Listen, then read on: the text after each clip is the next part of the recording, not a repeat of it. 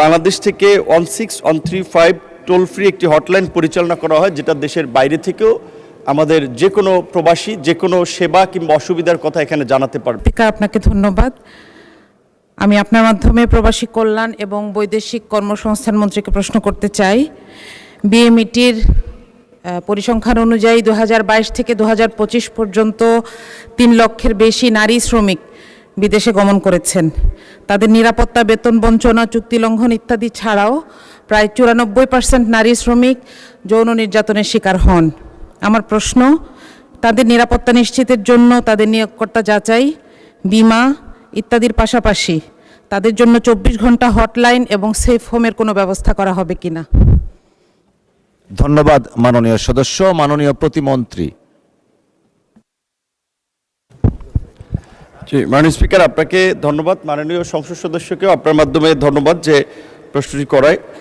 আমাদের বাংলাদেশ থেকে 16135 toll free একটি হটলাইন পরিচালনা করা হয়, যেটা দেশের বাইরে থেকেও আমাদের যে কোনো প্রবাসী যে কোনো সেবা কিংবা অসুবিধার কথা এখানে জানাতে পারবে। যদি তারা জানায়, আমরা এখান থেকে ওই ধরনের ব্যবস্থা নিয়ে থাকি। এছাড়া আমাদের বাইরের দূতাবাসগুলোর মাধ্যমেও তাদের সেবা দেওয়া হয়, এবং আগে অনেকগুলো দেশের সাথে আমাদের এমইউ ছিল না, এখন আমাদের বিভিন্ন দেশের সাথে এমইউ হচ্ছে, যার ফলে আমরা আমাদের শ্রমিকদের মর্যাদার প্রশ্নে কিংবা তাদের সোশ্যাল প্রোটেকশনের ক্ষেত্রে, কর্মক্ষেত্রে যদি তারা এই ধরনের হ্যারাসমেন্টের শিকার হয়, সেটা একটা প্রতিকার দাবি করতে পারি।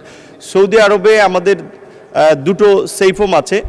এছাড়া ওমান সহ মিডল ইস্টের কয়েকটা দেশে আরও পর্যায়ক্রমে সেফ হোম পরিচালনা করা হচ্ছে, এবং প্রকৃত অর্থে আগের চেয়ে এখন এই মিডল ইস্ট থেকে যে আমাদের নারী শ্রমিকরা একটা নির্যাতনের শিকার হয়ে আসছে, এখন সংখ্যাটা কিছুটা কমতেছে, এবং আমাদের আইনি সহায়তা প্রতিকার পাওয়ার জন্য আমাদের মন্ত্রণালয়ের এবং দূতাবাসের সমন্বয়ে সেখানে আইনি সহায়তাও দেওয়া হয়। এবং আমাদের নারী শ্রমিকদের বিশেষ করে পাঠানোর ক্ষেত্রে এখন আমরা একটু বেশি কেয়ারফুল হচ্ছি যে প্রকৃত অর্থে তারা যেখানে যাচ্ছে সেখানে কাজের পরিবেশ এবং আপনার আইএলও কিংবা আন্তর্জাতিক সংস্থার যে মানদণ্ড অনুযায়ী শ্রমিকরা তাদের সোশ্যাল প্রোটেকশনগুলো পাবে কিনা সেগুলো এনশিওর করার পরে আমরা পাঠাচ্ছি।